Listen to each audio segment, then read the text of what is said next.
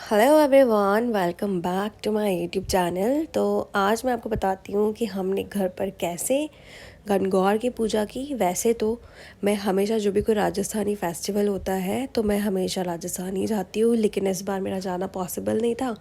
तो मैंने और मेरी मदर इन लॉ ने घर पर ही पूजा की। हमने घर पर ही मूर्ति बनाई और पूजा भी घर पर ही की। तो देखिए कैसे हमने हमारी गणगौर बनाई। तो सामग्री में हमने लिए थे फूल, कूड़े हमने बना लिए थे मीठे मैदा वाले। चीड़ लेंगे, हम मेहंदी लेंगे, गेहूं लेंगे, हम दूब भी चढ़ाते हैं। और इसमें जो कनीर के पत्ते होते हैं उसको हम चटके बोलते हैं, वो भी लेते हैं। और हमने गहने बना लिए थे बेसन से, तो गहने भी चढ़ते हैं हमारे। तो ये देखिए हमने सारे गहने बना लिए हैं, बेसन से हमने गहने बनाए और उसको रोली से या नेल पेंट से हमने डेकोरेट कर दिया है। तो चलिए फिर हम पूजा स्टार्ट करते हैं। सबसे पहले तो हम गणगौर की तरह अच्छे से रेडी हो गए थे। हमने गणगौर माता को कपड़े पहनाए और फिर हमने पूजा की। तो सबसे पहले हम इनको स्नान करा देंगे। तो स्नान भी मतलब हम 10-16 बारी कराते हैं। गणगौर में 16 का बहुत ज़्यादा महत्व होता है। जो हम गुणे चढ़ाते हैं गणगौर को, वो तो हम 8 ही चढ़ाते हैं और हम कलपने के लिए गुणे अलग से लेते हैं, जो किसी भी सुहागन स्त्री से हम उसको एक्सचेंज कर लेते हैं 16 बार। तो सबसे पहले तो हमने गणगौर माता को स्नान करा दिया। 16 बार हमने स्नान करा दिया गणगौर माता को भी और ईसर जी को भी।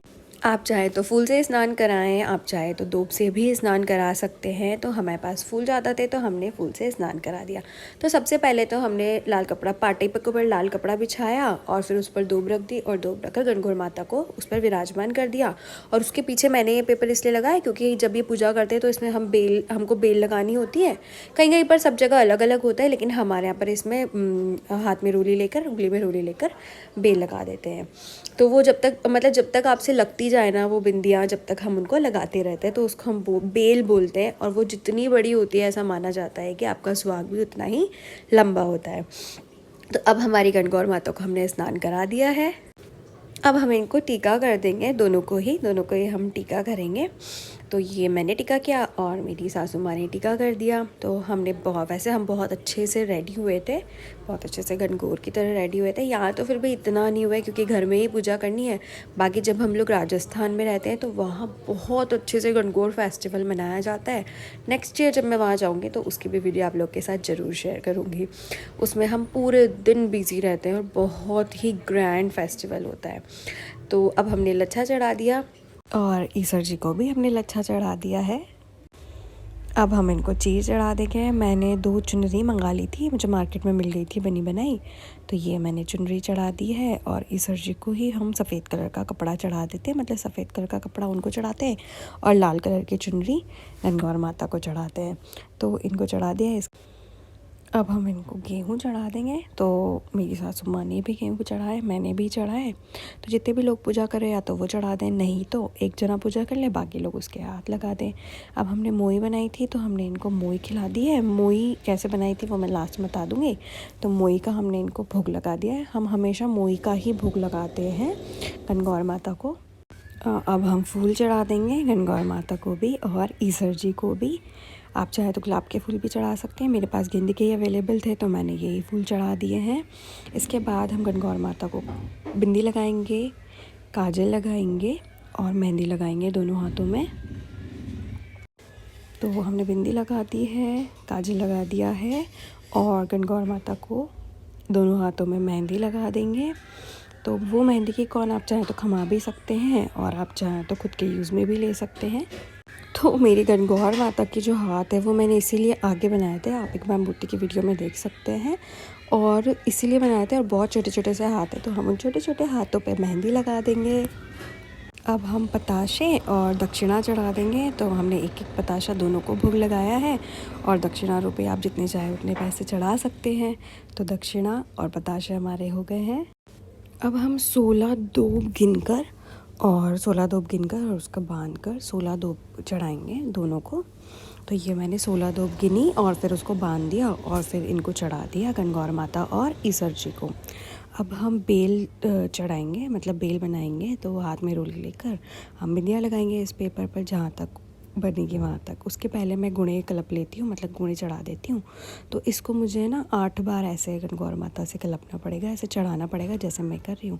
और फिर ऐसे करके हम उनको वहाँ पर चढ़ा देंगे और फिर इसके बाद हम बेल बना लेंगे।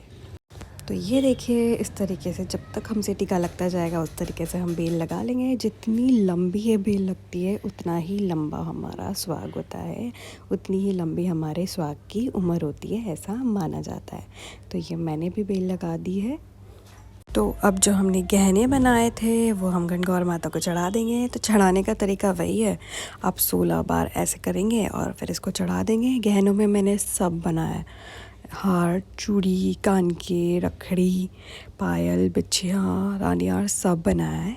वैसे तो जहाँ पर बड़ी मूर्ति होती है वहाँ पर हम ये गहने उनको पहना देते हैं, लेकिन हमारी मूर्ति बहुत छोटी सी है तो हम क्या करेंगे, कोई भी एक गहना पहना देंगे। तो मैंने रखड़ी इनको पहना दी थी, मतलब रखड़ी लगा दी थी वहाँ पे। तो इस तरीके से हम गहने चढ़ाते हैं। तो देखिए कितने सुंदर लग रहे हैं ये सारे गहने। तो ये रखड़ी इनको पहना देते हैं, या फिर कोई भी जो चीज़ इन पर सूट हो वो भी हम इनको पहना सकते हैं। अब हम थोड़ी सी दूब लेंगे और कनेर के जो पत्ते लाए थे यानी जो चटके लाए थे वो लेंगे, एक एक दोनों हाथों में, और हम 16 बार गणगौर के गीत बोलेंगे। तो आप सुनिए हमारे यहाँ पे कैसे बोलते हैं। 1 2 3 4 5 6 7 8 9 10 11 12 13 14 15 16 16 में 16 एक 16 रानी तुझे राजा ने मैं पूजा मार रानी को राज करते जाए माँ को स्वाद बढ़ते जाए गोर गोर गोमती किसर पूजे पार्वती पार्वती का आला गिला मांगे तो सोना का टीका टीका दे टपला दे गोरा रानी व्रत करे व्रत करता माँ वसाई पूनम आई ते लाडू दी लाने दे बीरो माने चुंदर दे चुंदर मारी अमर ये। तो यही गीत अब हम 16 बार बोलेंगे और सेम जैसे हमने फर्स्ट में किया वैसे ही करेंगे। इसके बाद जो हमारे पास चटके हैं उनको हम 16 बार गणगौर माता के सामने बजा लेंगे और हमारे गुणे हम गणगौर माता से ही कलप लेंगे। वैसे तो हम किसी सुहागिन स्त्री से बदलते हैं, लेकिन सास बहू देवरानी जेठानी मतलब जो एक ही घर के होते हैं वो आपस में नहीं बदलते। तो अगर कोई नहीं होता है तो हम गणगौर माता से ही उनको कलप लेते हैं। और आखिर में हम क्या करते हैं, उनसे क्षमा याचना मांग लेते हैं कि अगर हमारी पूजा में कोई कमी रह गई हो तो उससे माफ़ करना और हमारी पूजा स्वीकार करना। तो इस तरीके से हमने हमारी गणगौर सेलिब्रेट की, वो भी घर पे, वो भी फर्स्ट टाइम इतने सिंपल सादे तरीके से। हम रात को गणगौर माता को पानी पिलाते हैं। पानी पिलाने की हम अंगूठी लेते हैं और पल्ला लेते हैं और उससे हम 16 बार गणगौर माता और ईश्वर जी को पानी पिला देते हैं और एक एक गुणा चढ़ा देते हैं। ऐसा बोला जाता है कि हम इन्हें भूखा नहीं छोड़ते। ये सब कर लेते हैं तो यहाँ पे हमारी पूजा संपन्न हो जाती है। अब मैं आपको बता देती हूँ कि मैंने मोई कैसे बनाई थी। मोई बस सिंपल थोड़ा सा आटा लिया था, उसको हल्का सा सेक लेंगे, उसमें घी और शक्कर मिला देंगे। मेरी मम्मा भी बनाती थी, मेरी सासू माँ भी बनाती है। तो हम हर साल मोई का भोग तो ज़रूर लगाते हैं गणगौर माता को। तो बताइएगा आपको हमारी वीडियो कैसी लगी। अगर अच्छी लगी हो तो लाइक कीजिएगा, चैनल को सब्सक्राइब कीजिएगा। ऐसे ही राजस्थानी फेस्टिवल्स और नई नई रेसिपीज़ के लिए हमारे चैनल को सब्सक्राइब कीजिए और बहुत सारा प्यार दीजिए। Thank you so much for watching.